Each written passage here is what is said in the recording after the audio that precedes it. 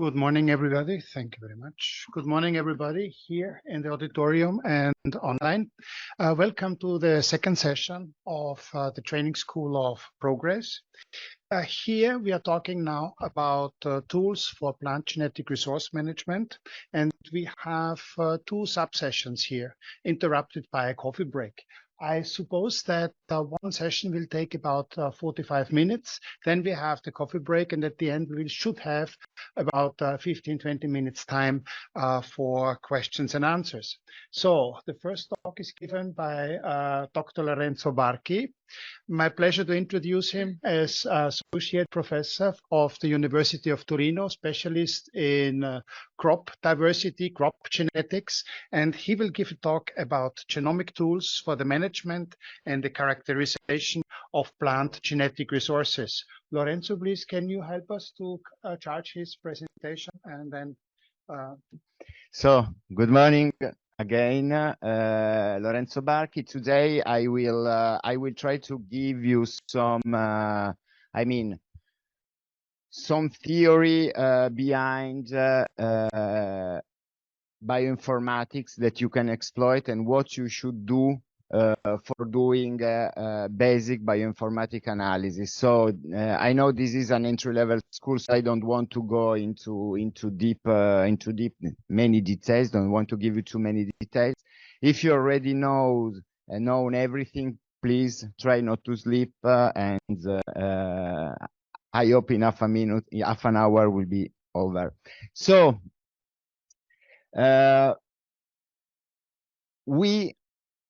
I think that everyone knows what an SNP is.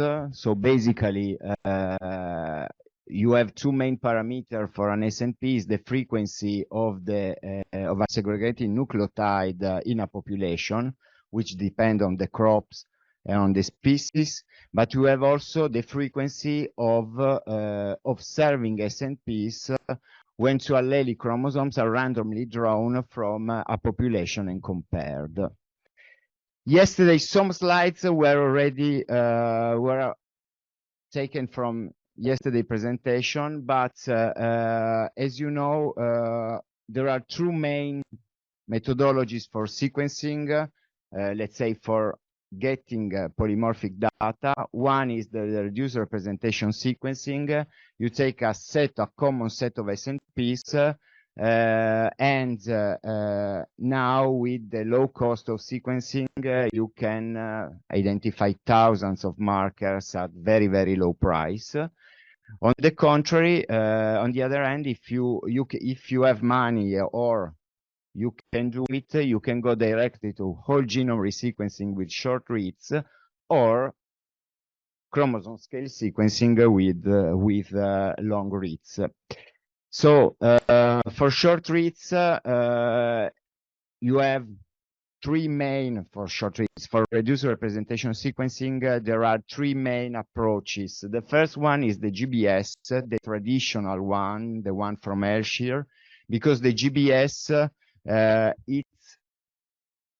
it's not really a technique, it's a bunch of techniques that fall within the definition of GBS. The most famous is this one, which uses just one or two enzymes. You cut the DNA, you ligate some adapters, and then you sequence. Other approach is the chip-seq. So base, you have a chip. You have on this chip some probes, basically specific for a specific SNP. For example, the human wide array allows to genotype around 1 million SNPs. In wheat and in tomato, the Affymetrix gene chip allows to genotype around 44,000 SNPs. Another approach, which is relatively new, some of you are using, we use in the G2P Sol, is the single primary enrichment technology. So yesterday already described, but for people that weren't there, So you have a known SNP, you design a specific probe, you made a library, you sequence, and you get the information of that SNP. The specs is highly customizable since you can decide your own panel. We, in eggplant and tomato, use 5,000 probes, but you can go up to 100,000. It's up to you, really. You genotype a specific SNP, which is defined, we define target. So you want to genotype that SNP, you design a specific probe for that SNP. But after sequencing, you get additional SNP because you're sequencing, so you have 150 bases, and you get additional polymorphism. These are what we call untarget ones. The SPET works nice. I mean, you can put together up to 3,000 individuals, so it's an out-throughput methodology. But you have a big issue, which is you need to know polymorphism. So if you don't know polymorphism, you have to go back to the GBS. However, when you use some specific classes of markers like SPET or a chip, you have to face what is called a Sherman bias. Basically, your SNPs are not random because you are genotyping something that you want to genotype.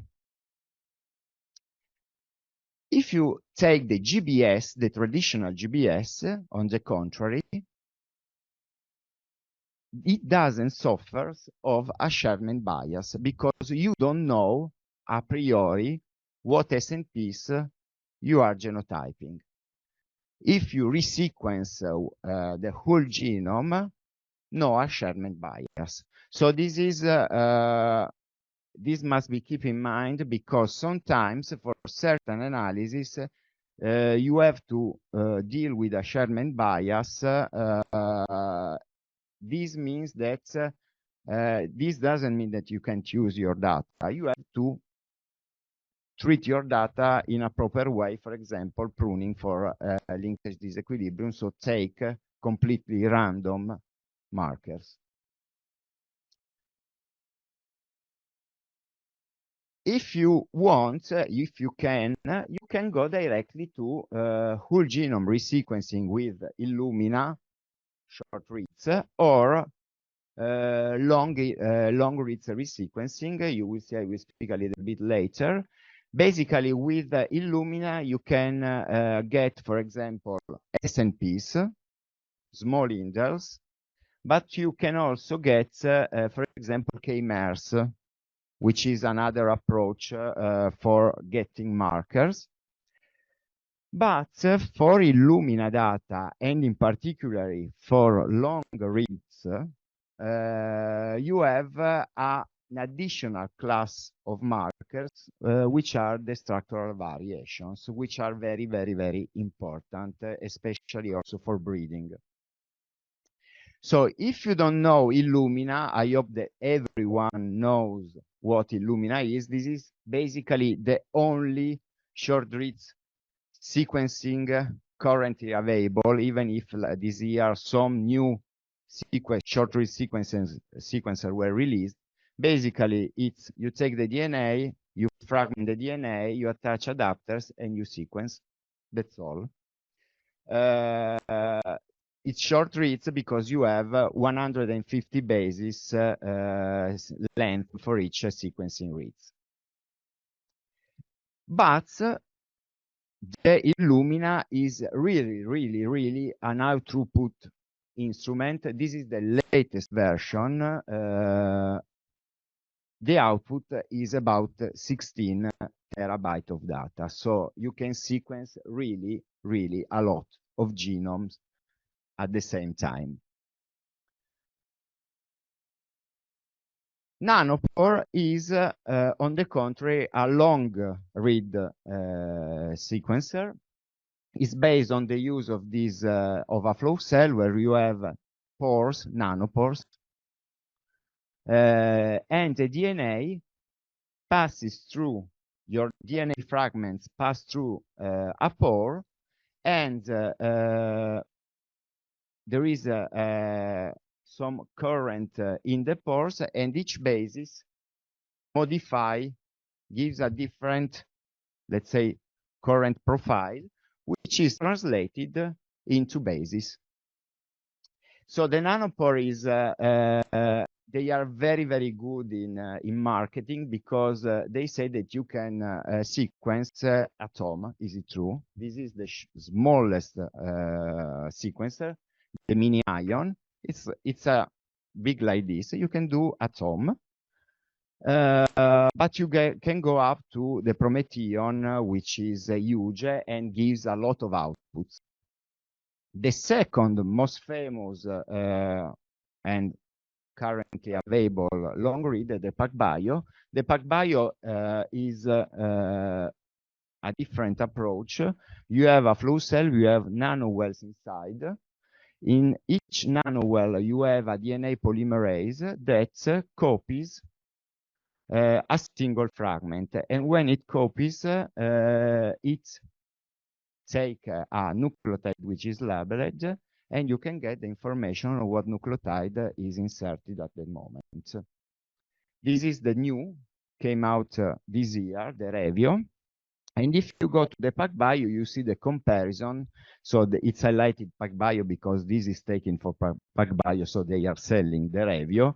But as you can see that the output for short read sequencer is huge compared to Nanopore and PacBio, but you have long reads, which for structural variations and genome assembly are the best. So you have your data, you have your raw reads, and now you have to do a set of analysis that could, if you are not doing bioinformatics, could be quite hard. And the first one is to try to identify polymorphism. So you need a genome, a reference genome, and you align your data, your sequencing data, to your genome. There are some tools that from this alignment extract the polymorphism.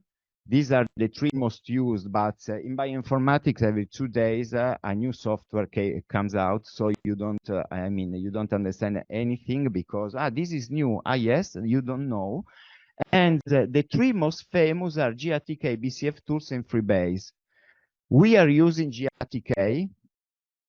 And once you have your, let's say, polymorphic sites identified, it's not over. You have to apply a lot of filters. This is why it's very important to define some common shared pipelines, because the R filters are a lot and depends on your approach and on your project. So just to give you an example, this is what GATK suggests to do. If someone read this and don't do bioinformatics, say what does it mean? These are quality parameters. Yesterday we spoke, Clara spoke about quality, mapping quality. Basically, it tells you how sure you are that this genotype at that site has that SNP. And this is the main issue, because having a set of polymorphic site, but site that you are almost sure that are polymorphic is very important. Otherwise, your analysis are biased. Then there are additional filters that need to be considered. Sometimes some filters are old school, like the biallelic filter. So generally, when you have more than 2 SNPs at the same site, people say, this is an error. Is it true? But when you are analyzing maybe 5,000 individuals, you might find more than 2 SNPs. So generally, we keep filtering for retaining just biallelic SNPs, but keep in mind that if you work with large cohorts, maybe you can find an additional polymorphism. So the biallelic could be skipped. These are, for example, filters for how many sequencing reads support your SNP. I mean, if I'm sequencing with Nanopore, or let's say with Illumina, is easy. I have just one read that maps in that position, and the read tells me that in that position I have a SNP. I have just one read that support the polymorphic site. I'm sure of this or not. One filter is on the depth of coverage. So I want to keep only the sites that have many reads that confirm that polymorphism.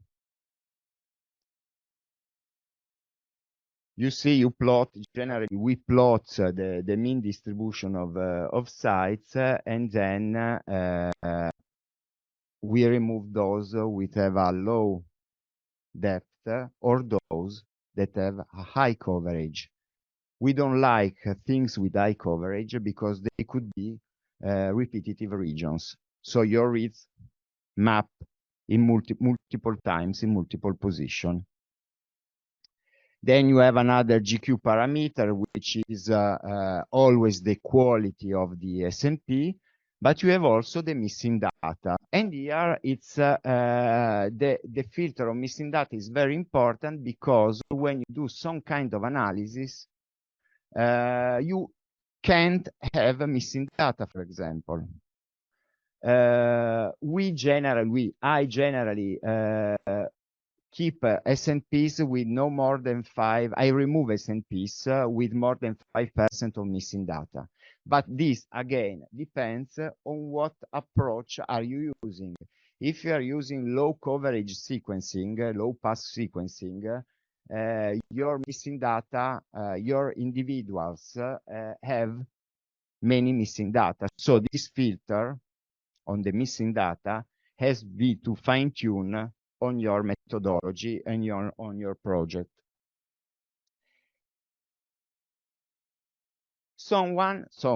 People are filtering also for MAF, the minimum allele frequency.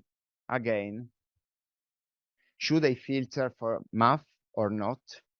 It depends. Originally, when you have rare, let's say rare SNP, this could be genotyping errors. Then I should remove. But if you have large cohorts, or if you have a wild species, maybe these rare alleles are true rare alleles, and you should keep. So if people are filtering, if you read some papers, you see that everyone is filtering 1%, 5%. I don't filter 10%. It depends.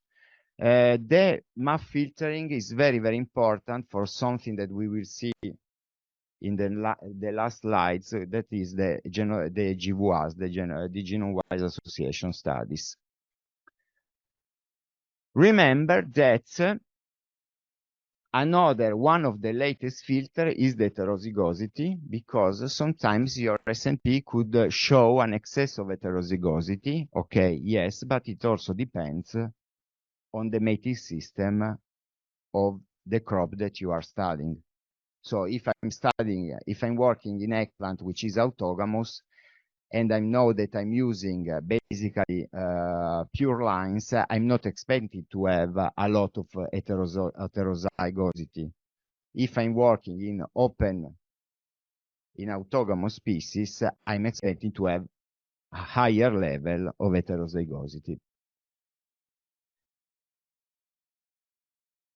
Then, what people do at the end is, if you have missing data, I'm imputing your missing data. There are tools, softwares, that can fill your missing data to have a final set of polymorphism with no missing data.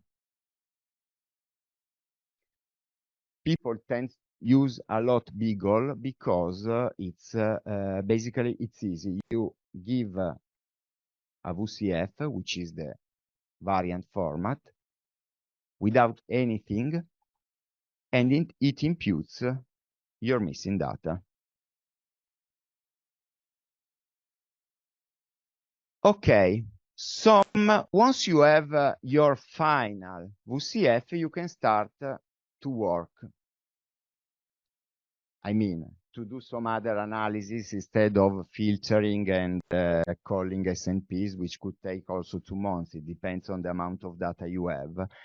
So you can, for example, calculate some genetic sequence diversity parameters, which are the nucleotide diversity, which is the diversity between 2 populations. You have the SNP frequency, which is the number of polymorphic sites over the total number of investigated sites. But you can also calculate the SNP frequency as the total number of polymorphic sites over the length of the genome. You can calculate it in 2 ways. You can also calculate the observed and the expected heterozygosity, the polymorphic information content of a marker. So how is that marker, that SNP, informative in terms of polymorphism? Then, if you want to, let's say, start to do some analysis on your genotypes, on your accessions, look what is, how to manage your gene bank. You have a gene bank, you want to see how your accessions cluster, etc. You can do a lot of things. One of the basically analysis that everyone does is the principal component analysis, which is a methodology that allows you to transform a set of correlated variables into a smaller number of uncorrelated variables. So basically, it takes our markers and it's the information of the polymorphic markers is transformed into components. The first component explains the majority of diversity, then the second and the third. And this is a PCA. So all of you, I think that most of you calculate PCA. You can calculate kinship. Kinship is the genetic resemblance between individuals, which traditionally was calculated using the identity by descent, which means 2 alleles, let's say, or 2 alleles are in 2 different individuals because they share the same ancestor. But now, with molecular markers, the kinship is calculated with the identity by state, which means that the identity by state means that 2 individuals share the same sequence without any ancestry origin. Indeed, the kinship is this one, is a matrix. You convert this into this. When you see red, it means that the kinship, the identity is high. This is the diagonal, so the red dots are the same accession. But you can see here that some accessions at the bottom are very, very similar. There is some accessions that are similar together. So this could be show a high level of identity. Yesterday I talked of duplicates. So we know that duplicates are present in gene banks, but also because you want to see if this is another approach of the kinship. You use the ABS, which basically it's almost the same, but as I told you yesterday, you try to define a threshold and you try to, let's say, filter everything that is too much similar. Just to give you an example of the results, this is in eggplant. So here, these three accessions are considered duplicated. You see that the fruit is the same, the plant is the same. So these are truly duplicates. These two are considered duplicated. One is white and one is purple. So as you can see, these are really duplicated? Yes or no? No, presumably. But this depends on the set of markers that you are using.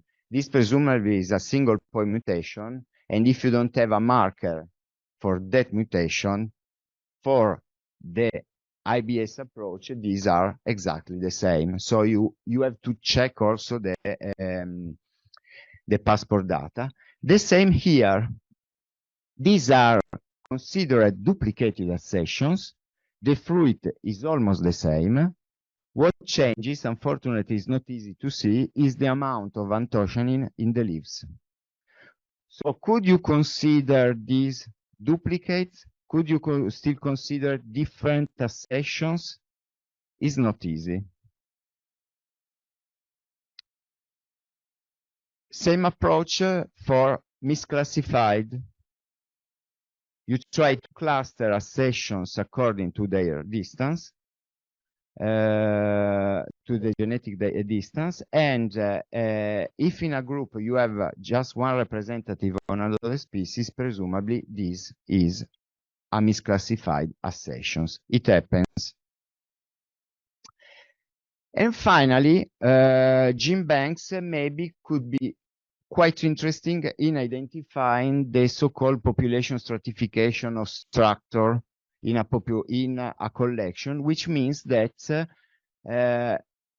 in your accessions you have systematic differences in allele frequencies between subpopulations. So, as I showed you yesterday, this is a PCA. Your individuals cluster according to the origin, to the geographical origin. But the stratification of more than one population can be also calculated using other tools like admixture. So this is eggplants grouped according to the geographical origin. You see that, for example, in India, eggplants for India are grouped into two main clusters. Follow the colors. You see the yellow only in India, and it's hard to find pure yellow bars in other region. Or look at the brown is typical of China, Japan, and Korea. So this is another approach to spot the stratification of your accessions. But why this is important? So I would like just to, my last slides are on what I think that one of the activity of the gene banks of user of plant genetic resources is to try to carry out GVA studies.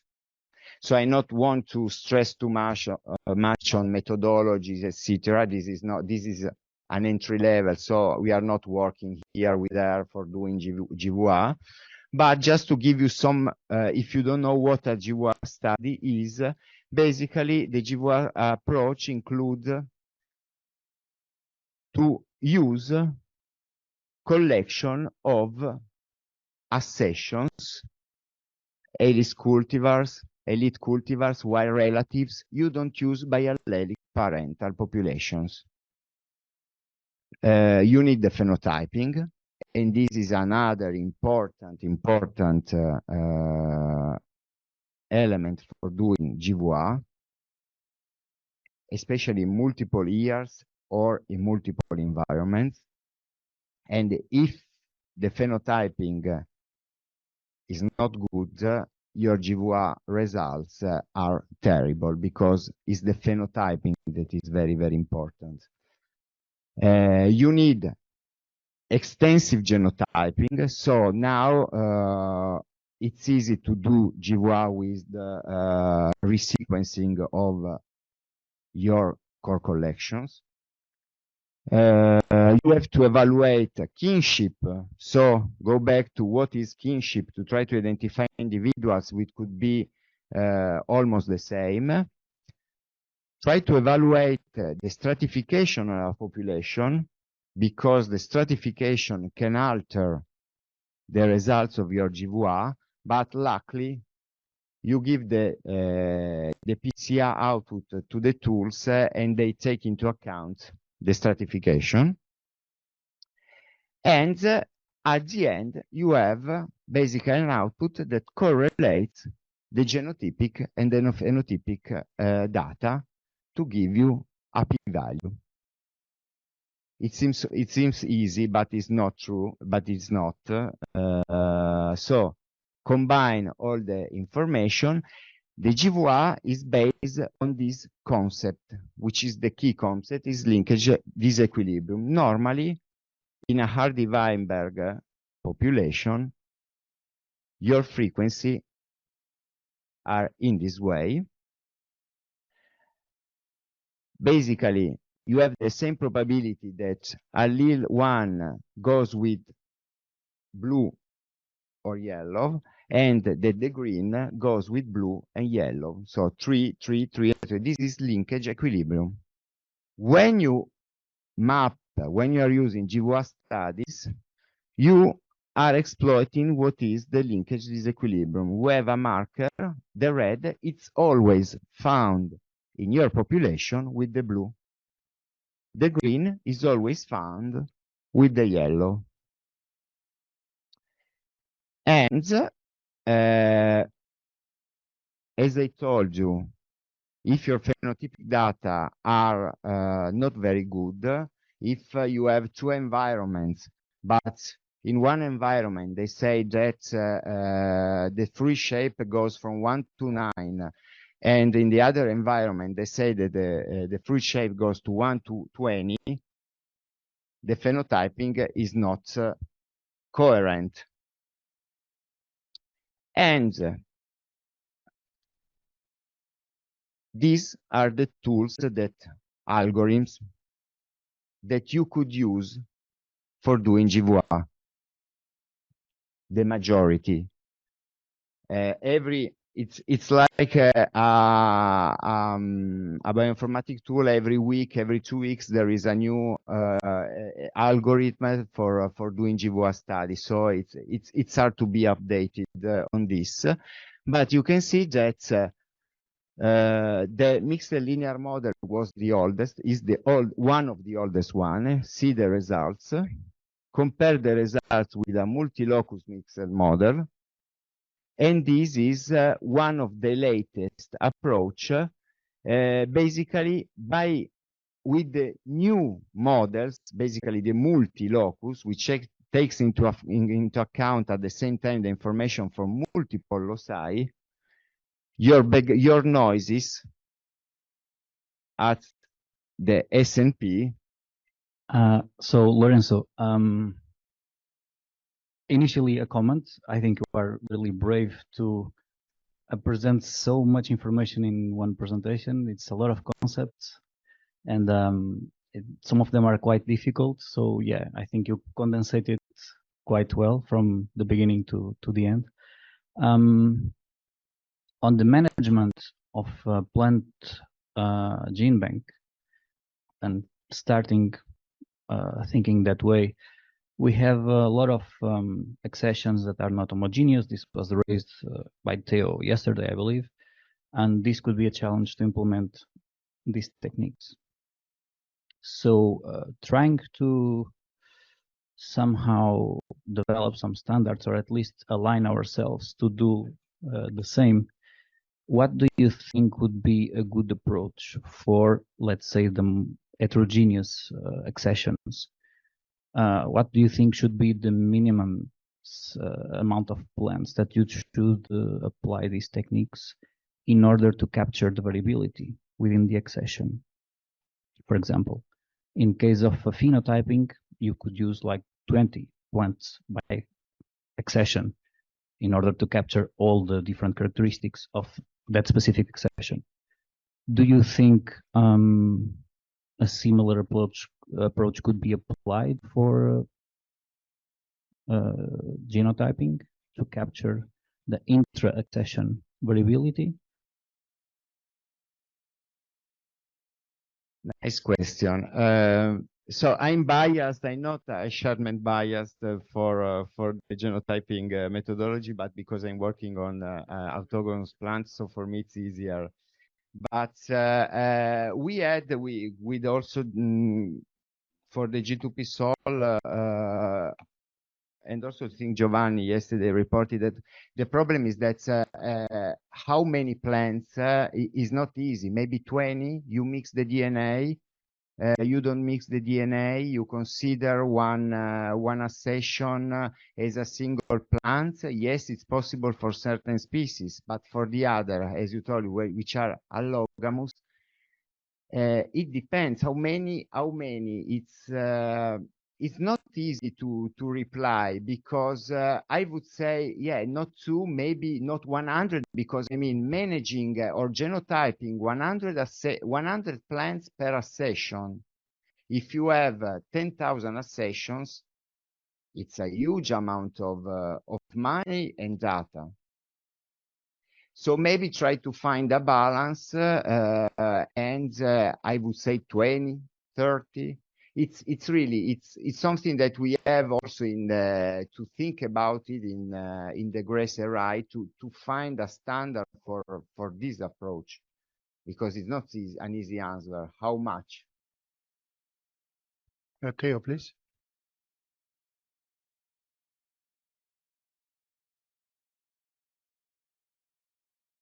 I was waiting for you.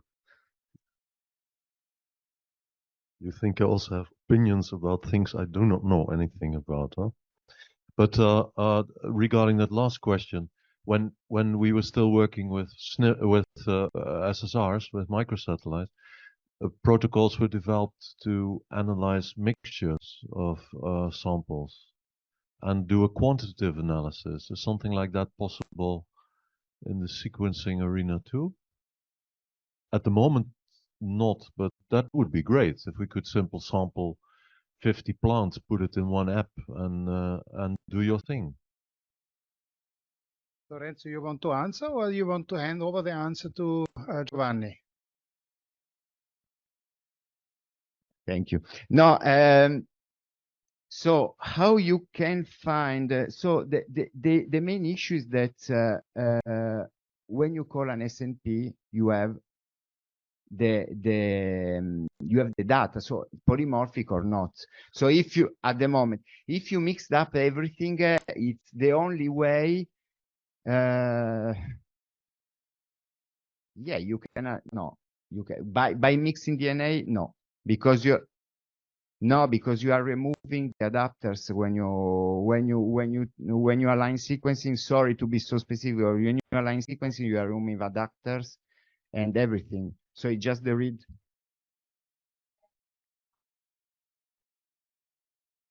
How do you find?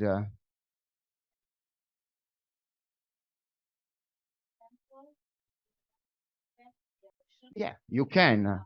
you can do, because you put a barcode for each sample. Theoretically, you prepare libraries for each plant, and you can put together and sequence. Yes, but then for analyzing data is more tricky, because if you have, what you want to do is how you get a quantitative amount of information for each sample that is within is not possible. You are lost in when you remove barcode. Giovanni, your hand is still up, right?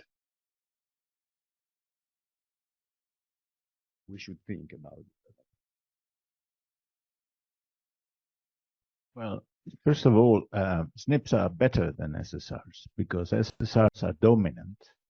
So it's very difficult to calculate the percent of plants in a pool by dilution using a dominant marker.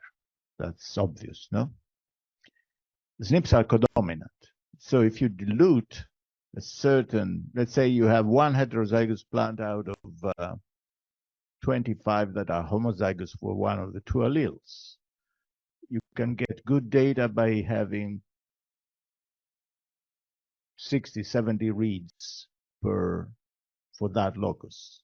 With that, you can spot one single heterozygous plant in a pool of 25 at that locus. The calculation is relatively easy. So I think SNPs are better than SSRs. More in general, I don't think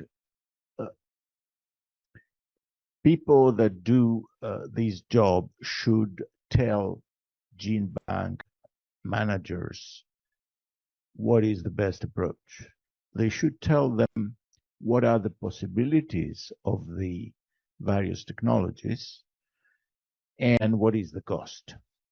And I think it's up to gene bank managers to make the decision where would they want to put the cutoff. Because theoretically, you can do everything. You can resequence all the accessions, and I'm sure the cost will go down at a certain point, and that's what we will be doing in some future. So you can look at every single SNP in the genome with a high confidence level in some time in the future. But right now, it's not doable with the budgets we have. So I think Lorenzo's lecture is very useful because it gives the concepts of what you can do and what you cannot do and the limits of the various techniques. And then it's up to gene bank managers to grasp these concepts and say, okay, I want to come this far. And that's the money I'm available to put in it, in each sample I want to genotype. I think that's the solution. Thank you. We had a hand up, rather in the back of the room. The hand is still up. Yes.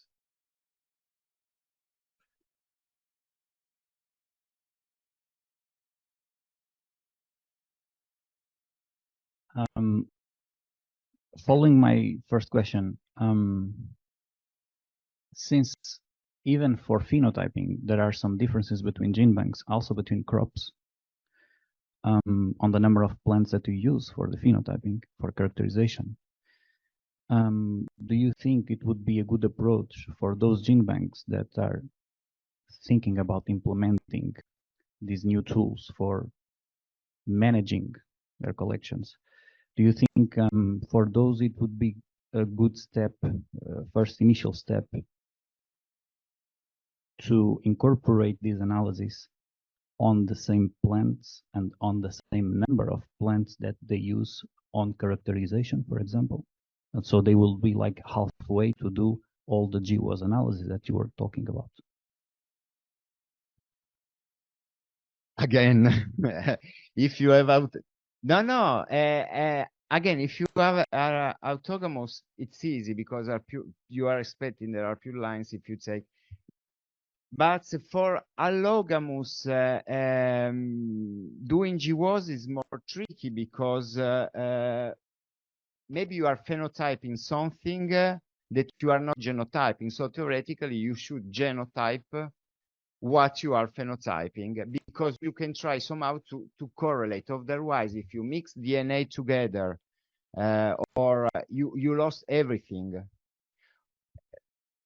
When you have the problem is that you have a phenotypic, let's say a genotype, an accession which has variability.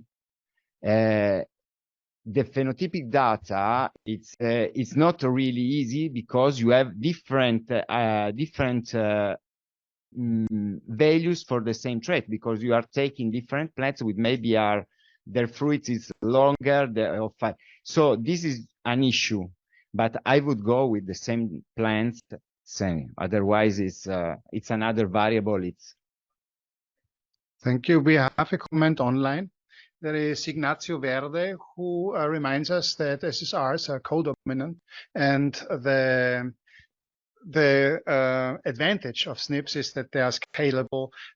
We can automatize genotyping, and they're more cost-effective. Therefore, may I suggest one last question before we go for the coffee break? If there is no question here, may I ask one? You mentioned Oxford Nanopore as a sequencing method also for this purpose. And it looks easy, it looks cheap, it looks accessible even for very, let's say, isolated laboratories. Do you really recommend me to install or to start with this kind of technology if I'm really on my own and I'm just starting with this kind of technology? If you want to play and you are a little bit nerd, yes, absolutely, because it's nice. It's you can sequence where you want. So it's almost, you take the small one and you can try. And the sequence analysis that is behind that is you just need easy. No, you just need a graphic card, because for converting electricity into basis, so you can do if you have a graphic card.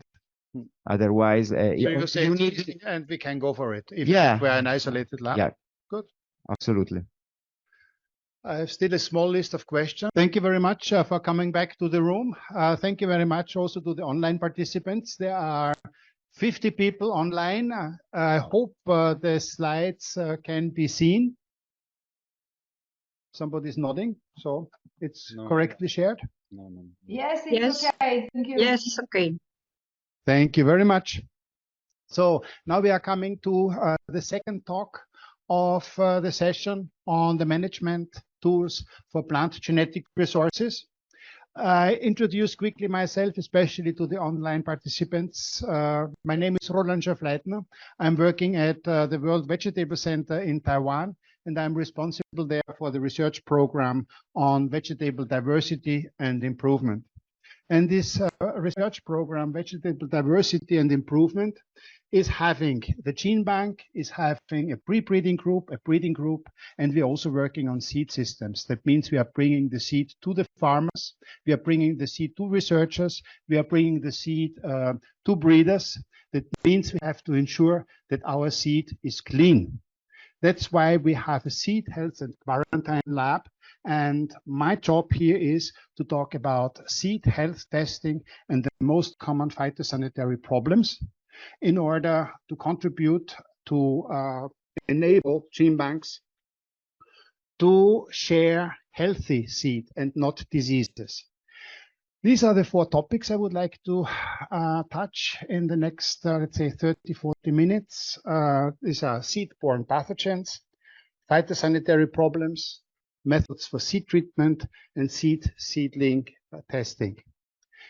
So when you are thinking of seeds in the gene bank, when you are visiting a gene bank or when you are visiting our gene bank, you see a nice building, you see shelves, you see cold stores. So there are no pathogens around. Everything is nice. Everything is clean.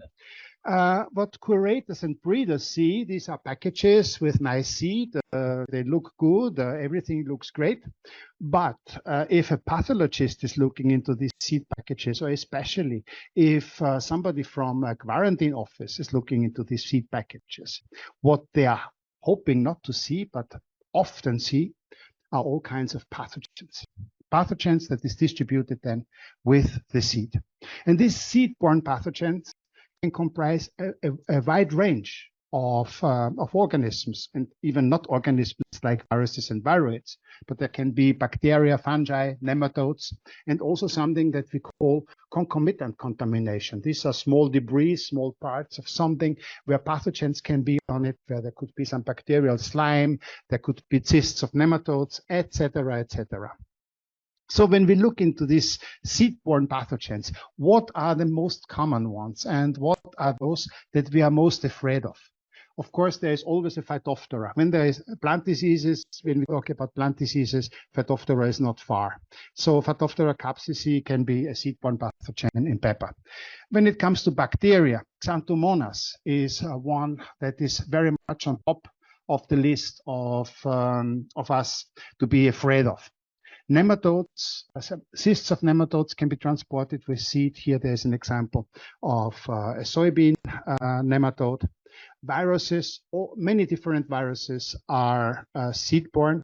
One of the viruses we are especially alert of at the moment is the tomato brown rugose fruit virus. I'll come back to that a little bit later. And then viroids. And most of the talk now, I'm going to focus on viroids for two reasons.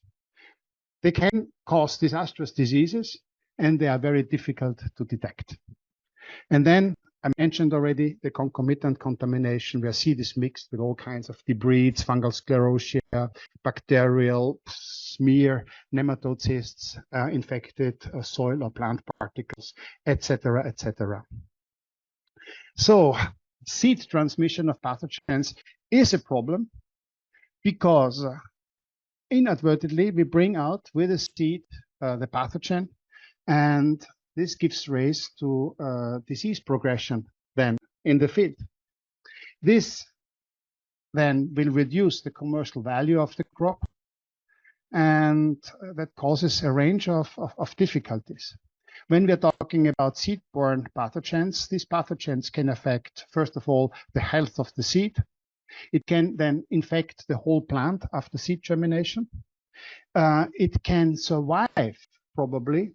The inoculum can survive in the field and can then also infect the next generation, and so also infect the seed, and so the disease can be easily spread.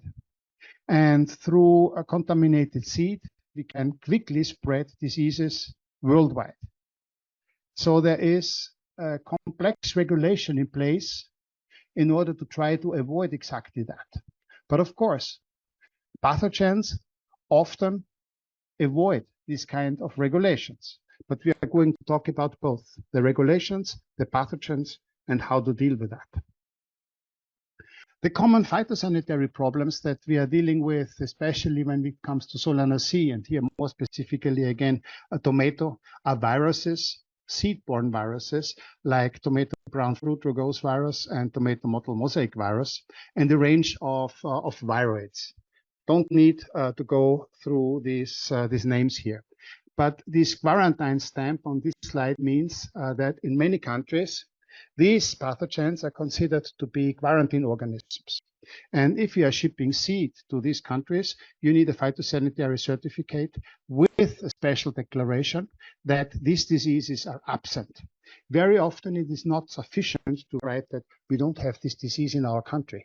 Most of the time you need to do tests.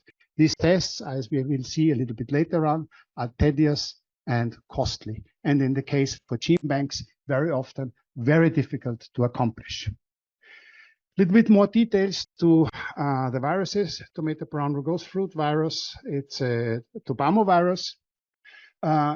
It was first detected in Israel. The reason probably is that there's intense tomato production for a long time. So that means if you produce tomato on plants that are quickly growing and quickly harvested, let's say in 4 months, there is a very small chance that you have this virus in your field. This kind of virus needs the plants to develop over a longer time. And in protected agriculture, high-value tomato plants are very often on a spot for 9 months or longer. That gives time to the virus to develop and to spread. So the symptoms of this virus is some kind of a mosaic on the leaves, leaf narrowing, discoloration, and then brown and wrinkled rugose patches. It can overcome many known resistance genes, and it is easily transmitted mechanically and by seed and also by insects. We always like bumblebees for tomato, but here we see that this kind of pollination mechanism has also its disadvantage. Another seed-borne disease quite common on tomato is the tomato mottle mosaic virus. The same genus like the tomato brown rugose fruit virus. This virus was detected in the New World in Mexico. The symptoms are typically leaf distortion, mosaic, mottle, and necrosis. This virus is also closely related to the tobacco mosaic virus, and the transmission is similar. Seed, mechanically, and insects through the pollen. And now to the viroids. Personally, I think that viroids are really interesting. I cannot say organisms, I can say molecules. From where do viroids come? I think we don't know this yet. There is a hypothesis that viroids are kind of a living fossil from the RNA world. So viroids do not encode any protein. Viroids are just RNA molecules of 246 to some 400 base pairs in length. They are circular, they are covalently closed, they have a very strong tertiary structure, and in contrast to what we have learned in our studies, that RNA is very, very, very labile and you can easily destroy it. These viroids are really hard to destroy. They are really stable. So they are not encoding any protein. They need the mechanism of the cell to be replicated, and they replicate quite efficiently then, and they migrate to nearby cells, and they're infecting plants systemically. They depend in their possibility to infect ovaries and to get into the seed. So sometimes we find these viroids in the seed, sometimes we find them in the seed coat. Viroids are also easily transmitted mechanically. They're also transmitted through pollen, so also insects can transmit it. So, but how do they cause a disease if they're not even producing a protein? So simply through their structure and through their sequence. They are interacting with cellular factors and are causing the disease symptoms thereby. They might be considered to be regulative RNA molecules. But let's not forget, they are not encoding any protein. Their reproduction mechanism is through rolling cycle. They are reproduced either in chloroplasts or in the nucleus. And they are very difficult to detect. If you don't know them, it's very difficult to get them. The symptoms, typical symptoms of viroids are distorted leaves, chlorotic leaves, necrosis. Often the stems or the internodes are shortened. That leads to stunted plants. The bark can be affected. There is a viroid coming originally from citrus, now infecting hops in Europe, that is causing exactly that, some bark necrosis. And it can affect reproductive organs like flowers, fruits. And here you see already, this is the way how these viroids are going then into the seed. Seeds can be aborted, and seeds of stone fruits can be enlarged. But what many viroids have in common is that they are causing reduced harvest and poor quality of fruit and seed. And there are particular headache for Solanaceae, tomato, pepper, and eggplant. More details about the transmission of viroids. They can go from plant to plant through machinery, through tools. Our hands and gloves and clothings can transport them. And they can be spread through vegetative propagation, which is very common in potato, through seed, very common in pepper and tomato, through pollen, and if it's through pollen, then also through insects. How to control viroids? Well, there is no cure against viruses, and there is no cure against a viroid. So the only way to get rid of this stuff is to prevent the infection. That means infected plants should be eliminated. Tools have to be disinfected, and propagation material and seeds have to be ensured to be free of these viroids before they are transported somewhere. So in a word, prevention is the key to control this kind of agents. About the infection rate, there is quite a dispute how efficient viroids are transferred via seed. Older literature says that seed transmission is very efficient, happens to very high levels, but there's contradictory information saying that these data are highly exaggerated, but still, as we cannot exclude their spread to seed, seed has to be viroid free. There are several members of the viroids that are considered to be a major problem, especially for tomato production. And therefore, these viroids are considered in most countries to be quarantine organisms. As I said already, transporting seed to these countries requires additional declaration in the phytosanitary certificate to ensure or to certify that the seed is free of viroids. How can we keep a plant free from viroids? Here, please excuse that I have used an example of a virus and not of a viroid, how to keep the seed clean of these agents. But anyway, the principle is the same. First of all, we have to remove any source of inoculum. That could be infected plants, that could be weeds nearby, and we have to avoid the contact between the plants, and we have to avoid that tools, clothings, hands are infected with virus when they are coming near to these plants. These plants are then grown and seed is produced. The seed has to be treated. I will talk about seed treatments in a few minutes. Once the seed is produced and we are germinating this seed and we are producing seedlings, the way to ensure that the seedlings are again free of viroids is to test the seedlings, and we have to do this very often. Then, when the plants are grown for the next generation, they have to be shielded from insect vectors or anything that could transport the diseases in. And then clear seed can be produced in a practically quarantine net house where the plants are grown, ensuring that there is nothing that can infect these plants. Well, this looks very complicated, but this is the way to go if you want to make seed stocks that are free of viroids. Just in a few symbols again, this thing starts with seed disinfection and seed testing subsequently to check whether the seed is really free of viroids. But as no test is 100% sure, you also test the seedlings.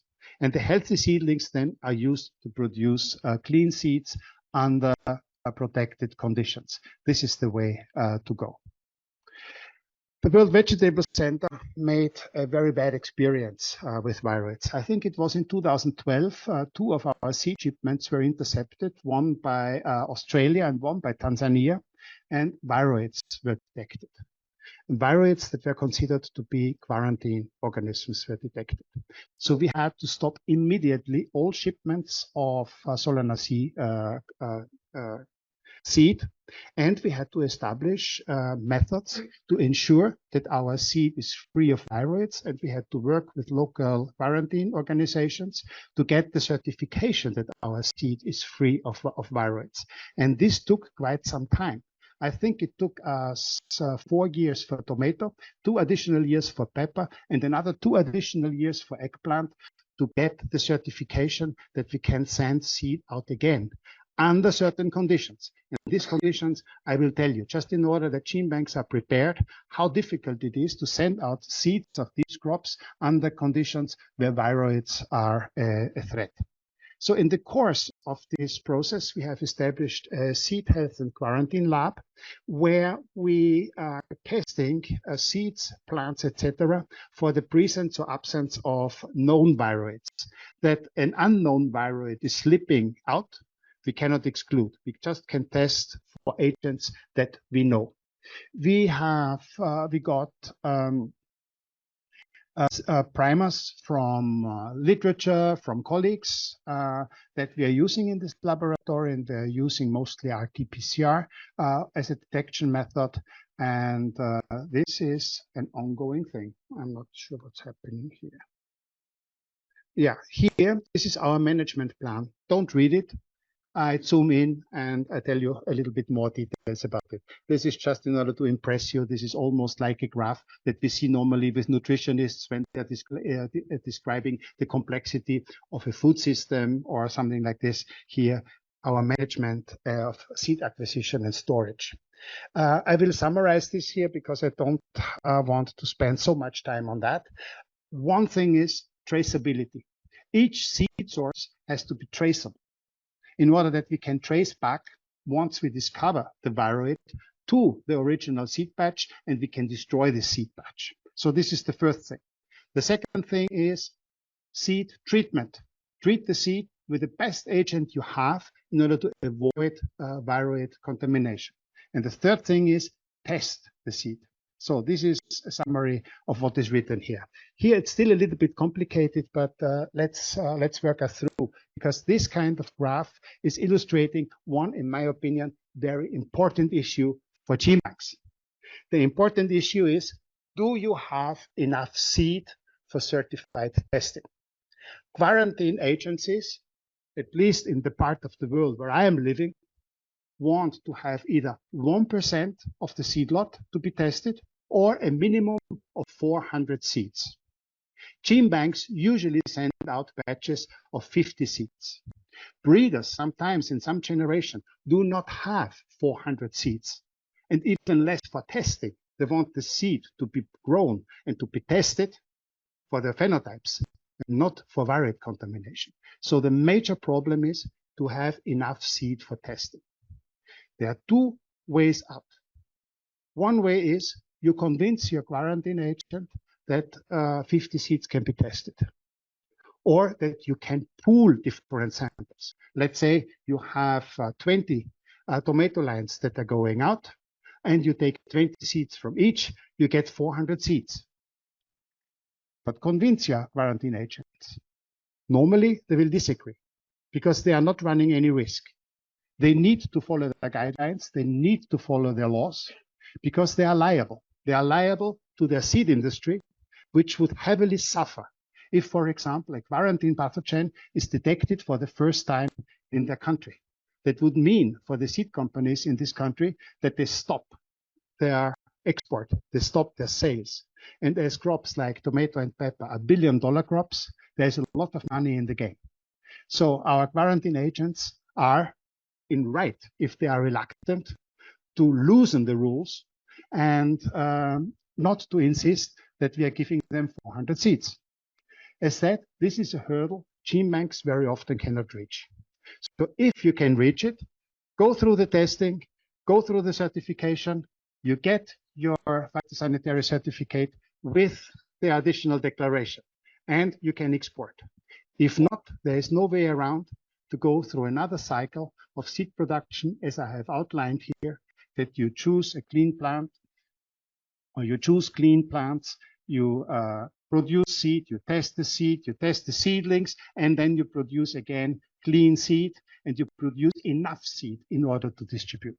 But now imagine you have to distribute, like we did in G2P some thousands of accessions to gene banks, then we would really have a problem for testing.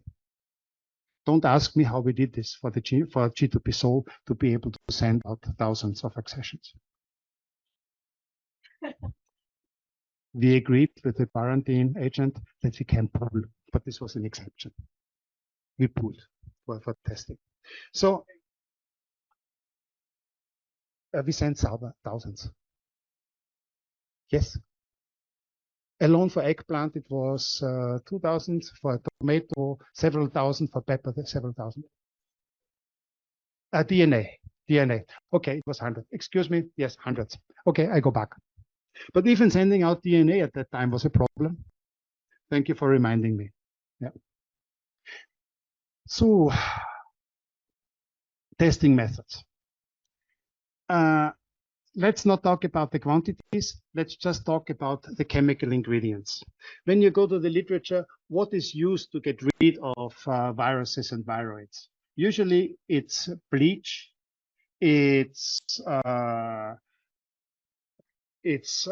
hydrochloric acid, it's trisodium phosphate, or a combination of all that.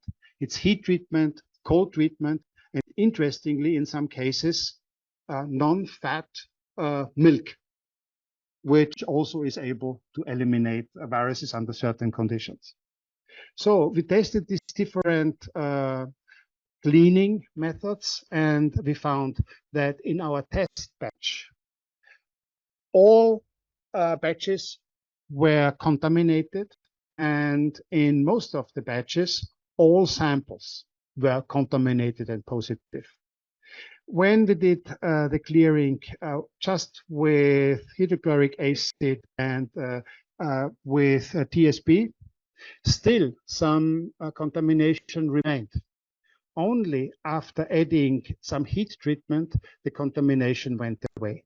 The heat treatment, however, is tricky, especially when it comes to the combination with these compounds. It lowers the germination rate. So we have always to balance keeping the seed alive and eliminating the viroids. That's why in the scope of this project, one of our tasks is to optimize methods for seed treatment.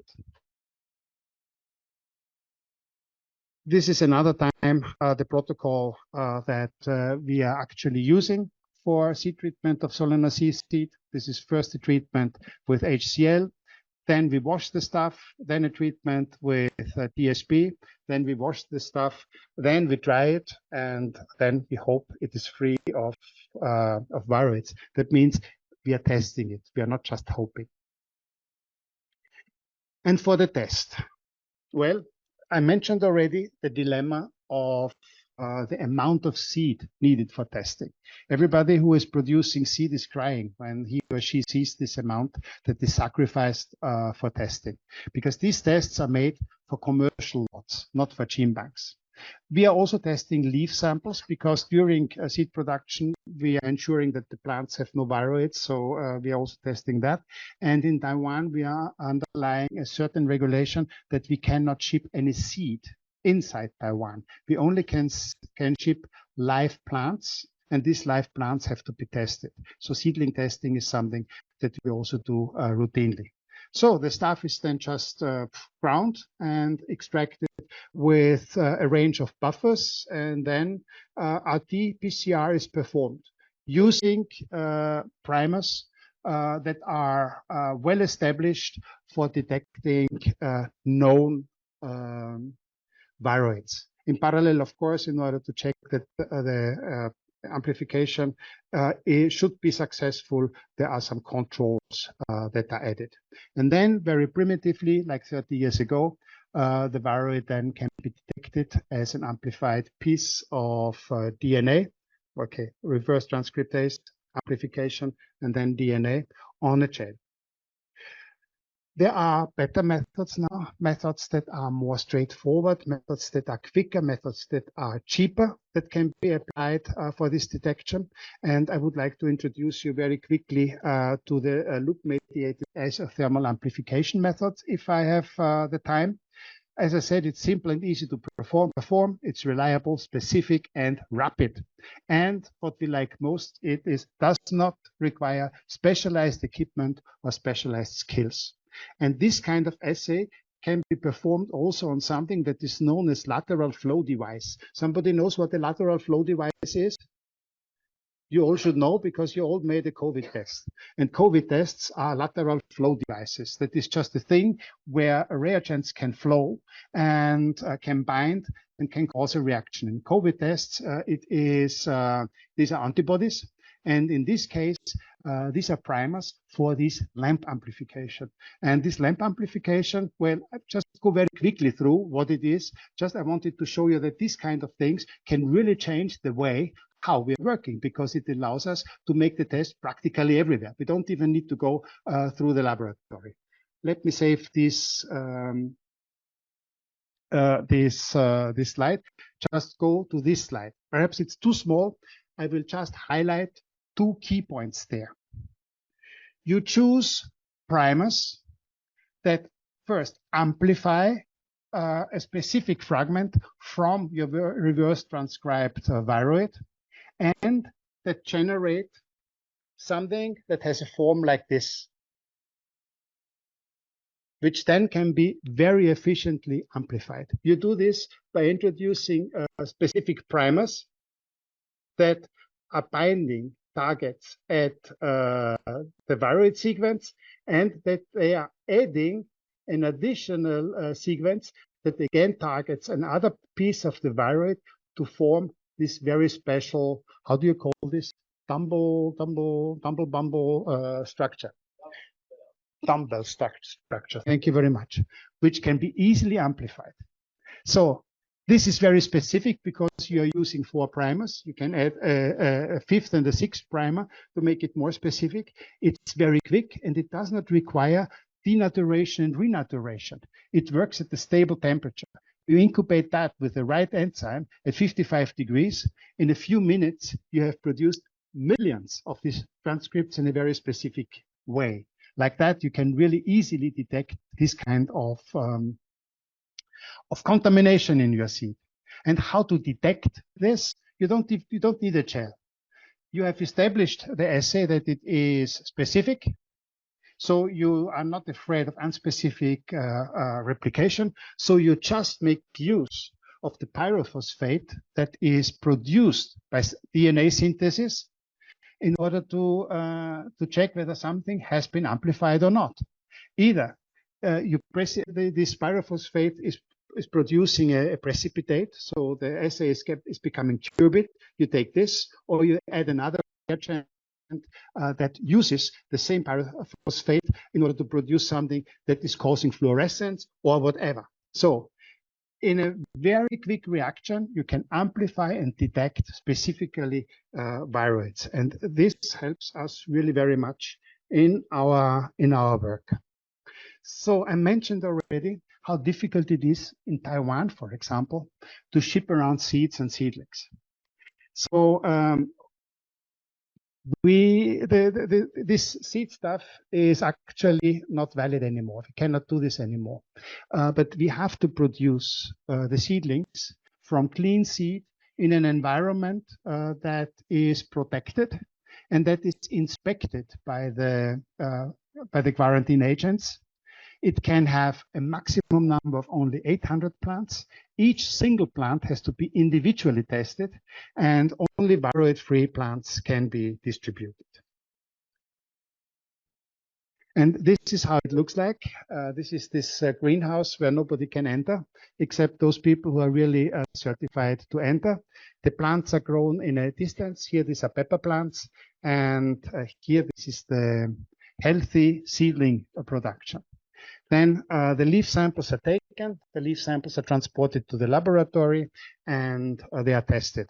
And these are a few pictures of the very happy moments when we were allowed actually then to distribute the seed to the users. Here, these are some Taiwanese friends who have picked up seedlings from us for their work.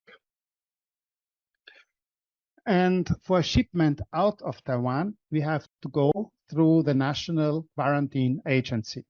That means we have to sample under quality controlled conditions, very often in the presence of a quarantine agent. Then the quarantine agent is putting a seal on the samples, and then we can send these samples to the quarantine agency, where they are again testing. They have established tests that work exactly like our in-house tests. We were developing these tests in parallel. They took up some tests from us. We took up some tests from them. We were working in intense collaboration with them. In a country like Taiwan, this is very easy. In other countries, it might be more difficult to look into the official laboratories, but for us, it was a very good experience to work with them. And they are performing the tests that are required then to make the additional declaration on the phytosanitary certificate. Once this additional declaration is available, the certificates are valid for only 2 years. So we can distribute the seed batch for 2 years After 2 years, we have to redo the tests. When it comes to the quarantine regulations, we cannot generalize. Every country has its own regulations. I know a few countries where we can ship tomato seed without any problem. And I know a few countries where we can impossibly ship tomato seed because there are tests to be made that are just impossible to be made. So the import is practically blocked. An example of one of these countries is, for example, Thailand. And so before we are shipping seed somewhere, we have to contact our partners in the country of destination in order to find out what are the rules under which we can provide them with the seed. Once we know that, we can grow the seed or produce the seed or test the seed in an appropriate way to be able to send it. So the key message that I wanted to bring is that it is necessary for each laboratory or for each entity that is sending out seed to develop and follow a strategy how to deal with the seed in order to minimize variate contamination and to maximize to receive a clear phytosanitary certificate.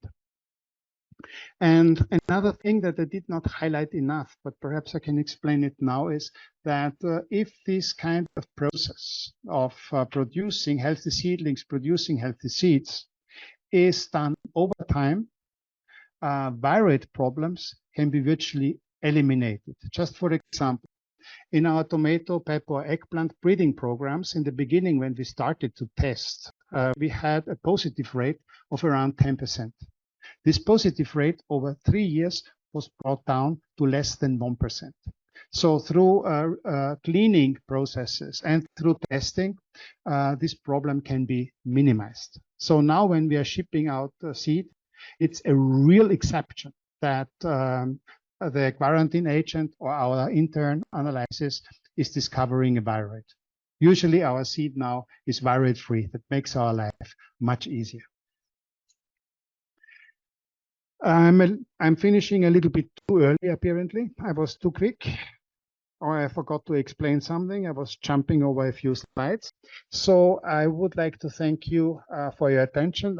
And I thank Willy Chen, my colleague Willy Chen, who is responsible for the seed health and quality laboratory, for helping me with these slides. And I think I forgot to thank my colleague Lawrence Kenyon, who has been virologist at the World Vegetable Center for about 10 years, who has developed actually the detection methods and also the cleaning methods already between 2012 and 2018.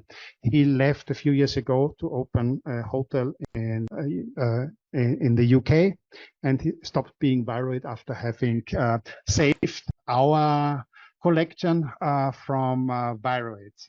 And on my very last slide, I wanted to show you our new laboratory building. This is not the whole center of the World Vegetable Center. This is just a new laboratory building that we are opening in the next weeks. This white stuff in front is very big. This is our seed health and quality laboratory. Below, there are ramps where the seed is coming in from the fields. There are hundreds of sinks where the seed is washed after it is extracted. There are 2 extraction places with New Holland machines for extracting seed from tomato and pepper. And then it is washed and it is treated with HCl, TSP, heat, and all these things. You can imagine that you need specialized laboratories to work with big quantities of acid to ensure safety. Then the seed is dried and is packed and is considered to be viroid free. Of course, before we ship it out, we have to test it. But it's very important here again to make the seed traceable and in order to avoid and also cross-contamination. And the second thing I wanted to mention is that also because we have this very nice facility now with 3 floors of laboratory, high throughput phenotyping system, controlled condition phenotyping system, a big gene bank of 65,000 accessions being stored and maintained and documented, that we consider ourselves as an open science center, and we are inviting students, researchers, people who would like to make a sabbatical to come to us, to work with us. Here you see how you can find us. We are in the tropical part of Taiwan. That means year-round nice climate. We are not far away from the beach and from the mountains. And the island is small, but it's quite nice. You fly in here into Taipei, you take a high-speed rail down. It takes you about 1 hour, 20 minutes for 300 kilometers. So I think there is not much that should inhibit you to join us for a couple of months, for a year, for 2 years, to work for us or to work with us, I have to say. Very sorry for that one. And this was the end. Thank you very much.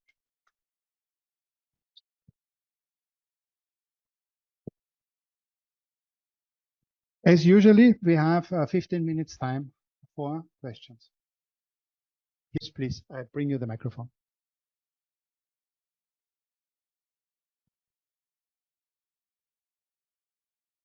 Thank you. No, just I saw that you spoke mostly about tomatoes, peppers, but we have really deep problems with beans, with viruses, and at the same time we're doing organic seeds, so which it makes them more difficult to treat. For example, bleach is not allowed in organic seed treatment. So I was wondering if you knew by first hand or maybe from another authors that biography that we can consult. And as well, you talk about this detecting yeah, that would you say that was simple, and I just get a little bit lost about all the explanation, and I don't know if you have a video reference that I can look later with a little bit more concentrated. Or thank you very much for these questions. First of all, my apologies that I was focusing on tomato and pepper because this is mostly our experience. We know that these problems exist in fruit trees, exist in hops, exist in wide range of problems, and I was focusing on the viroids because this is, in my opinion, the most challenging thing. I'm aware that beans is also very problematic. Much of the detection methods, however, should also work in beans, and we have to discuss how we can make the research that we are doing in scope of progress more useful also for other crops. But when we were developing the proposal, we were agreeing some kind of that we can focus on tomato and pepper. First of all, because the seed market is huge and the problem is big also. That's why we prioritized. But I understand there is a clear need also to work on beans. Then to the problem of organic agriculture, perhaps I can refer to our friend from Switzerland. Perhaps he knows more about that. I am not an organic farmer and I am not working on organics for a simple reason. Working with organic production in the tropics is a real problem. It might work in some places and it works for some markets, very, let's say, high value markets. I forgot to say the World Vegetable Center is developing and using vegetable technologies for the benefit of smallholder farmers in low-income countries. So here there is virtually no market for organic agriculture. That's why we are not focusing on that at the moment. That does not mean that we are not interested in that. We are working on agroecological aspects, but not necessarily on organic according to a certain certification. Just as a side note, I visited recently an organic field in Benin, and I found I don't know how many packages of mancozeb and other things in this field. So especially when you're working in a surrounding where certification is just like this, Producing organic is for most farmers just a word. It's not practice. That's why I don't know about that. Concerning the LAMP technology, I have to apologize, I rushed through too much and I realized that it was too small. It is just a combination of the use of certain primers to produce this, Giovanni? Dumbbell structure that then can be very effectively amplified. And there is actually a YouTube video that is explaining it. You just put LAMP and amplification or detection or something like this in YouTube and you should get it. Or I can send you the thing. There's also a very nice publication recently, I think from 2021, explaining the pros and cons of this method, combining it with CRISPR to make it more selective. I like it because even when you have only a heating block at hand, you can do it. You don't need a laboratory. Extraction is, well, extraction of is easy because viroids are stable. You are not extracting RNA like this. Plant juice and then into these tubes. In one tube, you do everything from reverse transcription to detection, if the reverse transcriptase is heat stable.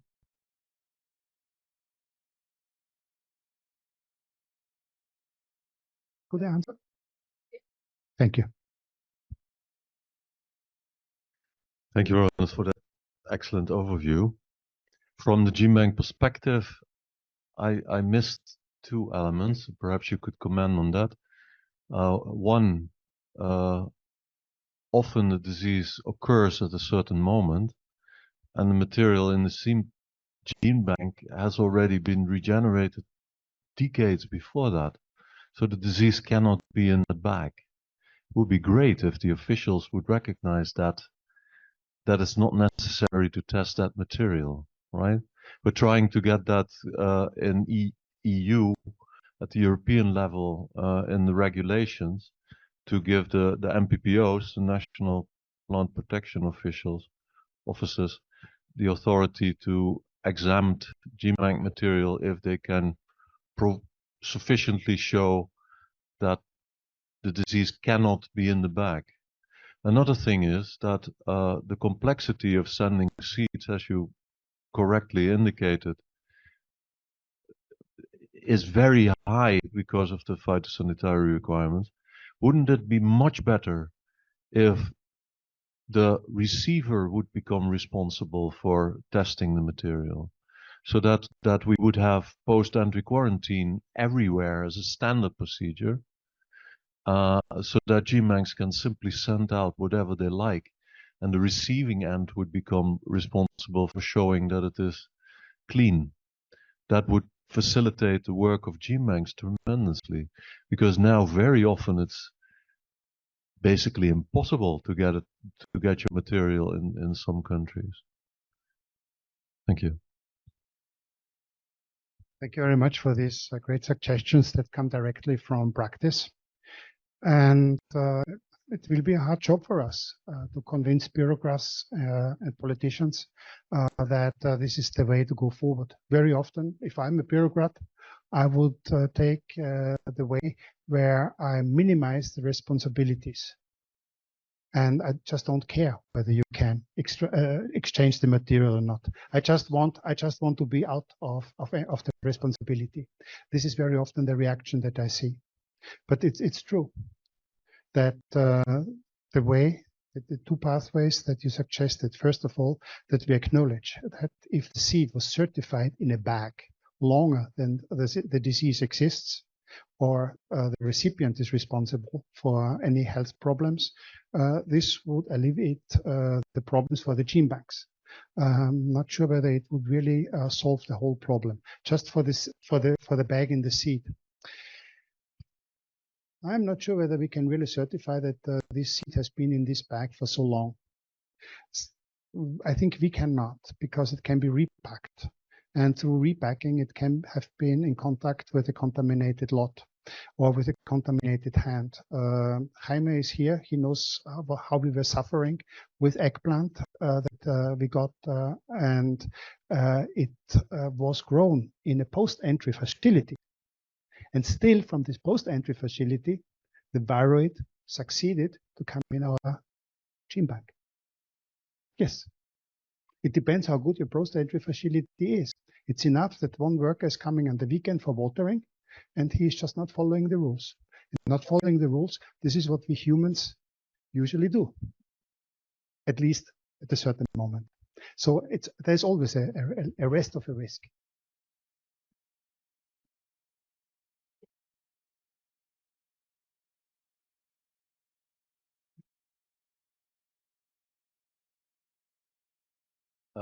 Thanks, Roland.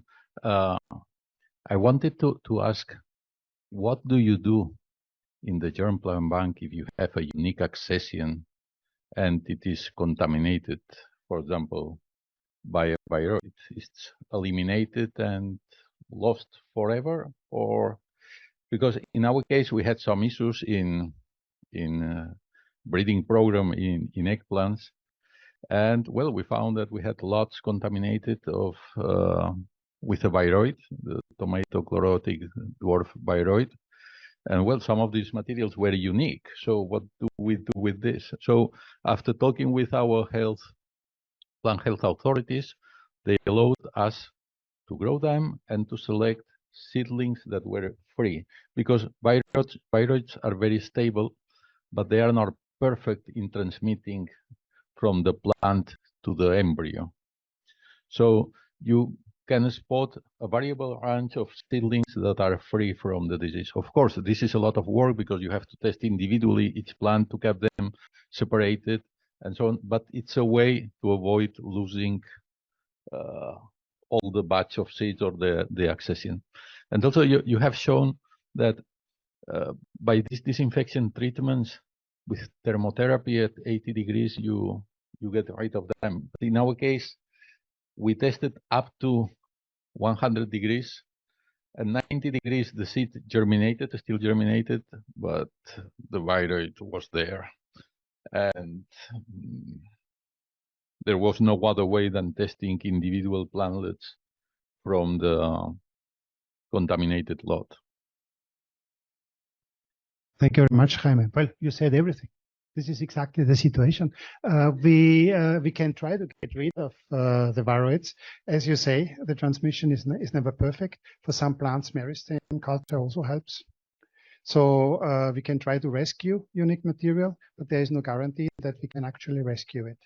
And the biggest problem for us is when we get material from outside without the phytosanitary certificate, and we have to grow it in post-entry quarantine. There is actually no legal way to import it afterwards. We can import it, we can grow it in post-entry, we could extract DNA, we could do experiments in the post-entry quarantine, but we can never put it into the country. This is one aspect. The other aspect is, yes, we can try to rescue unique materials, yes.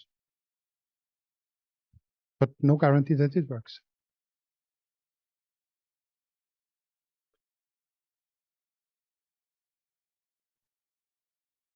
I have a question and a comment. Let's start with the comment. I'm afraid, let's start with the question. Regarding viroids, you said you can test for known viroids, but not for unknown ones. Now, this is probably a general problem. There are pathogens we don't know yet of. What is the rate of discovery of new pathogens, and what is your opinion on how many pathogens we know of and how many are out there roaming and we don't yet know about them? Thank you for this question. I think with RT-PCR and sequencing, we can discover quite a lot. But this is not a routine method that is applied. This is a research method. And I think there are virologists and viroidoists out there who just are waiting for discovering new stuff. The rate of discovery is relatively low, but there is. And as long as there are no known symptoms, perhaps these pathogens don't bother us. There might be plenty of agents out there that replicate, but they don't do anything. So I think we are pretty pragmatic by testing only those things that we know. The comment is regarding Theo's suggestion to test at the receiving end. I think that's, and I would like Leire's opinion on that. I think that would be terribly difficult because the receiving end is past the border. So I don't think a border authority would ever allow something that is not tested. But it is already possible. But there is another risk. Now, for example, imagine I send you seed. You receive it, you test it. And then you find that there is a viroid in it. And then this goes public. So this viroid exists in Taiwan. That means for every seed company there, stop export. That's the real problem. That's why the local agents want to have the control over it, and they let nothing out that is contaminated in order to be able to say, we are free of this viroid.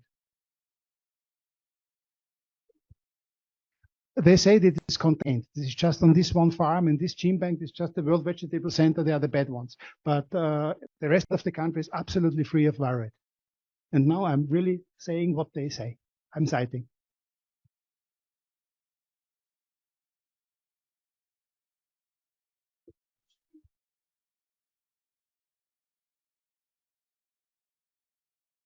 I don't want to dominate, but it is now possible to send even cure diseases or quarantine diseases with a letter of agreement to an institute that has post-entry quarantine facilities in some cases.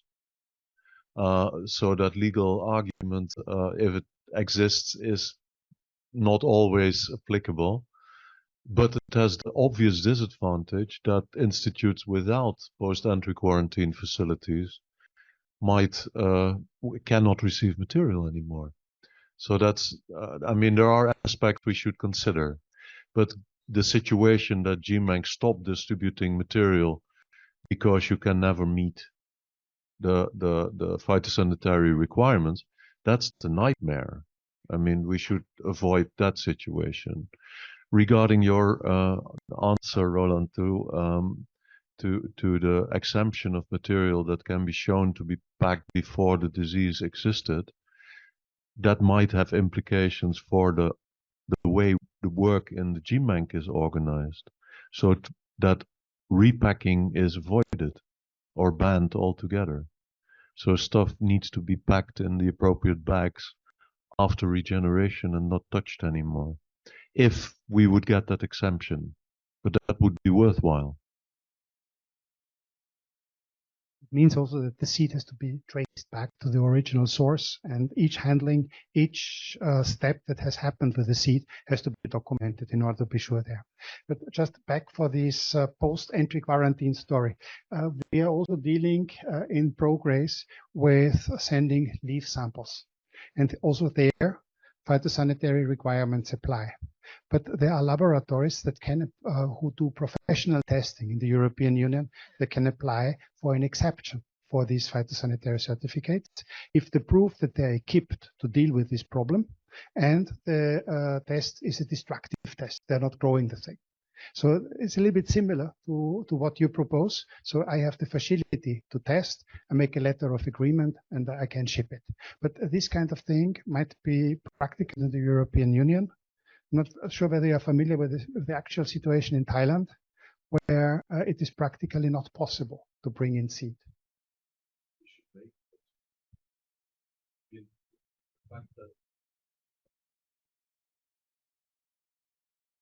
It's us who have to come up with solutions, right? And it is a solution because it doesn't exist yet, right? So if we would come up with a workable system of making it possible to ship material, plunge